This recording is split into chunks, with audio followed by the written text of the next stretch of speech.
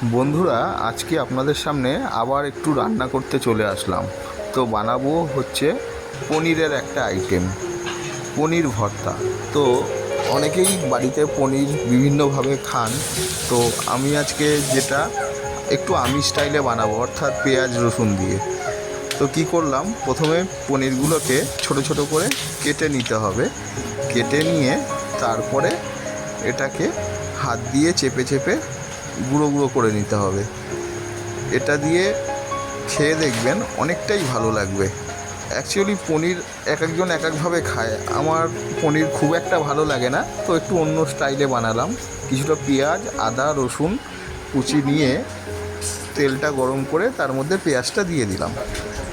তারপরে তেলটা একটু গরম হওয়ার পরে ওর মধ্যে তেজপাতা আর একটু এলাচ আর একটু দারচিনি দিয়ে তারপর পেঁয়াজটাকে ভালো করে ভাজলাম। পেঁয়াজটা অনেকটাই ছোট করে কেটে নিয়েছি, আপনারা আরও ছোট করে কাটতে পারেন। তার মধ্যে আদা রসুনটা দিলাম, দিয়ে একটু কষাতে থাকলাম। কষাতে কষাতে তার মাঝখানে একটু অন্য সামগ্রীগুলো রেডি করে নিয়ে একটু হলুদ দিলাম, একটু লঙ্কার গুঁড়ো দিলাম। তারপরে ভালো করে কষাচ্ছি। কষাতে কষাতে ঘরে দেখলাম যে গুঁড়ো নেই, ধনিয়ার গুঁড়ো নেই, তা জিরে আর ধনিয়া একসাথে গুঁড়ো করে নিলাম, সঙ্গে টমেটো একটু পেস্ট করে নিলাম, নিয়ে তার মধ্যে দিয়ে দিলাম। মানে ঘরে যা যা আছে সেই হবে। ভালো করে কষাচ্ছি, একটু স্বাদ মতো চিনি দিয়ে দিলাম আর নুন দিয়ে দিয়েছি। কষাতে কষাতে যখন তেলটা ছাড়লো সেই সময় ওই পনিরগুলোকে দিয়ে দিলাম। দিয়ে সুন্দর করে মেশাতে হবে।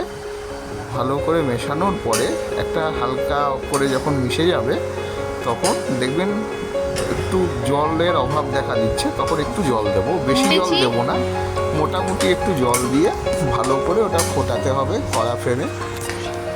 তারপরে যখন ফুটে যাবে সুন্দর একটা কালার নিয়ে নেবে। এর মধ্যে একটা হালকা কালার চলে আসলো ফুটতে ফুটতে। আর এর মাঝখানে বলি, কে কোথা থেকে দেখছেন অবশ্যই জানাবেন। এটা ফোটার পরে এখন আমি একটু গরম মশলা দিয়ে দিলাম। ব্যাস, আমাদের আজকের মতো রান্না এখানে কমপ্লিট হয়ে গেল। এরকম ভর্তা ঘরোয়া পদ্ধতিতে কে কে করেছেন জানাবেন কমেন্টসে। এটা রুটি দিয়ে খেতে অসাধারণ লাগে। ধন্যবাদ বন্ধুরা।